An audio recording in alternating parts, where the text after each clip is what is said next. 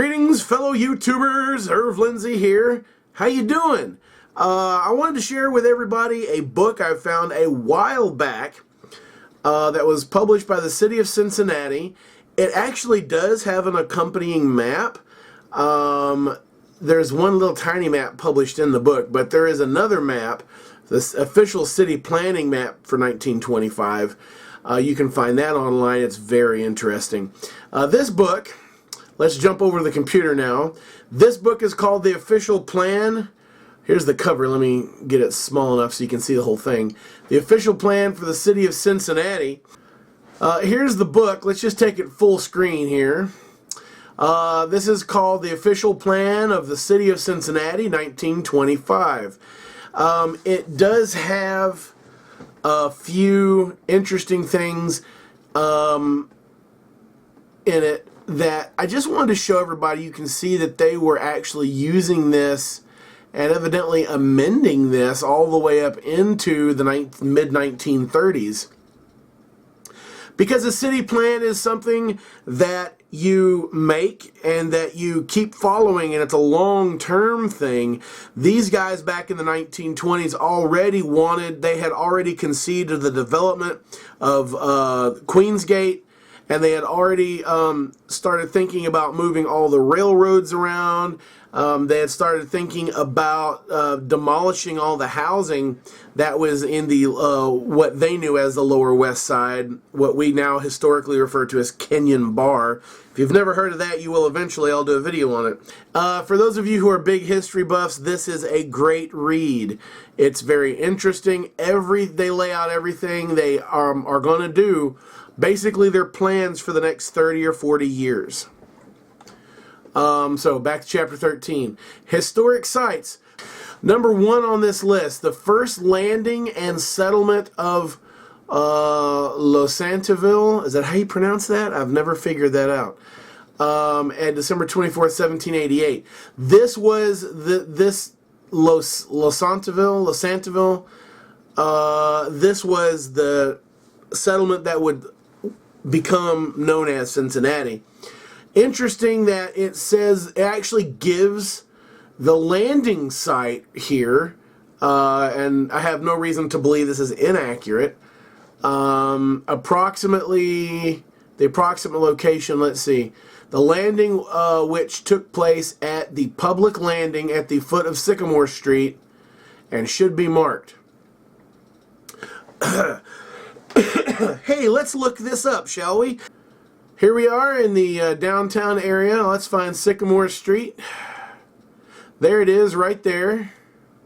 You guys see it right there next to the Taft Theater. Goes right down to here, and oh my gosh, it dead ends at East 3rd, and that's just kind of where it ends. So Sycamore Street used to go all the way down to the water. There used to be a public landing, according to this. So if we just kind of keep going right here like this. Oh, look what's built there now. It's a baseball field.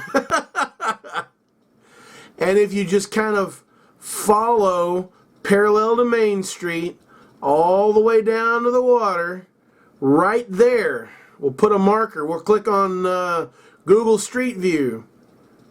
Folks, right here where, see where it says Dock 1? Down here, according to the 1925 city planning book, is the first landing of the group of people that became Cincinnati. It wasn't named at that point in time. That is very interesting. Now, there's a couple of little bubbles over here I think we can get into. So somewhere right here. There is no longer a public landing here.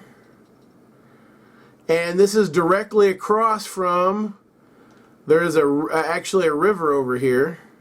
That's how you know you're in the right spot. Now, one day on ErvTV we'll have a video about the landing site, about the families that came over, about the flatboats they were on, about where they came from. I'll do that one day. So what I've got here is I've got a list of interesting things that I'm going to do some videos about. The landing of Benjamin Stites, about 3/4 of a mile below the Little Miami River, which is now Columbia. I've been there. I've been to the Pioneer Graveyard. General Wayne's Camp near the West End Gas Works, probably near 7th Street between Rose and Mill Streets, is unmarked. I don't know what General Wayne's Camp is. I'm going to have to look that up. I'm sure somebody out there knows what it is. Leave a comment. And there's no guarantee that there's even a 7th Street between Rose and Mill Streets, because a lot of those streets were jumbled up when they built the freeways and they tore everything apart. Anyway, guys, I just wanted to share this with you. Here's the next page, 16 through 23. You might want to pause the video. I'm not going to leave it on the screen long enough for anyone to read it. Also in this particular chapter is this really awesome illustration of the suspension bridge we have here. This particular one is labeled as courtesy of Glenn Tracy. Don't know who that is. That is really cool, guys. That is a really cool illustration. That's a fine drawing, some fine artwork. And this is obviously Fountain Square.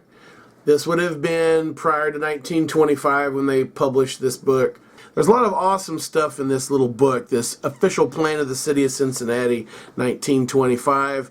It's a good read. It's actually a lot of pages. I'm not really good at reading lots of stuff like that.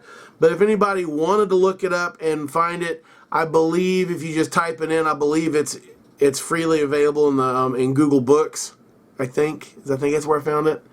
I don't know. This is at uc.edu. So this is on the University of Cincinnati website. Anyway, guys, thanks for watching. I appreciate it. I'm going to do videos. I'm going to go to some of these places. Eventually, we're not talking about right now, but I do have a plan formulating or how I'm going to show it, what I'm going to do, and how I'm going to set it up. So anyway, just a little preview of things to come. Thanks for watching. I appreciate it, everybody. Enjoy the rest of your week. Keep fighting the good fight, and hey, I'll see you in the next video.